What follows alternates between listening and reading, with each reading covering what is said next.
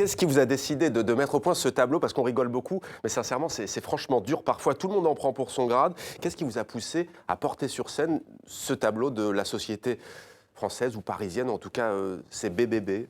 En fait, tout simplement, j'ai compris, je pense très tardivement que j'étais blanche. C'est-à-dire, j'ai peut-être mis, je sais pas, j'ai compris que j'étais blanche à 35 ans, ce qui est déjà un privilège. Et en France, on parle très peu du privilège blanc. Et je pense qu'on a encore un gros travail à faire sur notre histoire coloniale, qu'on essaye tout le temps de gommer avec cette espèce d'esprit républicain. Non, il n'y a pas de couleur, on est tous pareils. Et en fait, qui gomme des inégalités qui sont très puissantes. Un racisme d'État qui est encore très actif aujourd'hui quand on voit les violences policières, quand tu vois les inégalités qu'il y a aujourd'hui en France, et qui visent beaucoup de gens, mais je trouve en particulier les musulmans. Je trouve qu'il y a une islamophobie qui monte aujourd'hui.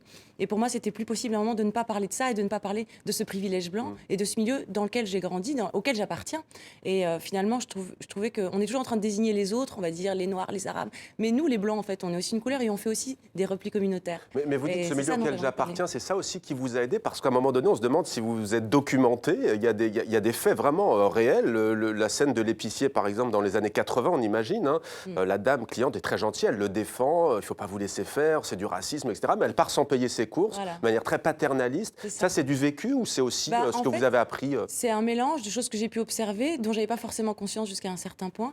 Et puis finalement, je me suis dit, mais c'est dingue, en fait, on parle toujours du racisme de l'extrême droite ou de la droite, mais il y a aussi un racisme de gauche. Et personne n'en parle, en fait. C'est-à-dire que cette condescendance et cette élite, en fait, où on est tous entre nous, moi je vois les gens qui étaient avec moi au collège, au fond, maintenant ils ont tous des postes plus ou moins importants. On a tous des réseaux de ouf. Moi, demain, je peux, je sais pas, appeler des gens, des journalistes, je les connais. Enfin, il y a un entre-soi très fort, en fait. Et je trouve qu'il y a un moment des plafonds de verre dont on parle très peu. Et j'avais envie de parler de ça. Et en fait, donc, ouais, la scène de l'épicier arabe, c'est vraiment ça. C'est-à-dire qu'à la fois, elle dit, ah non, vraiment, ce connard de droite ou du FN qui vous insulte. Mais en fait, elle-même, on ne voit plus sa propre intolérance. Elle paiera demain, ouais. c'est parce que voilà, elle se dit pas que peut-être lui, il a besoin qu'elle paye tout de suite. Et ça, c'est vraiment le milieu dans lequel j'ai grandi, qui est, je caricature forcément un peu, mais qui est un peu comme ça. Ceux que j'appelle les BBB, les bons blancs bobos, c'est devenu très compliqué de ne pas être raciste. Avant, dans les années 80, c'était très pratique. Il y avait touche pas à mon pote. Les enfants d'immigrés arrêtaient leurs études générales en 5e pour faire un CAP mécanique ou esthéticienne.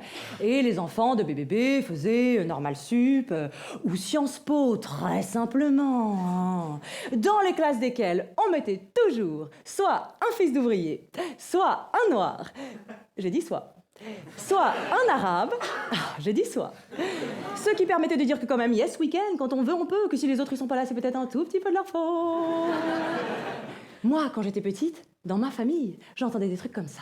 Écoutez, Fatima, je suis très ennuyée, j'ai complètement oublié de passer au pressing pour mon costume Saint-Laurent. Alors je me demandais, ça vous ennuierait pas de passer?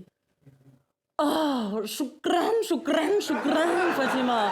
Eh bien, écoutez, j'ai envie de vous dire, disbalaré, au revoir les baisses, à tout à l'heure, choukran.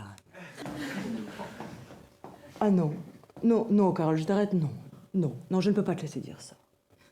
On n'est pas géniaux. Non, je dirais que on est chouette. Oui, ça me va.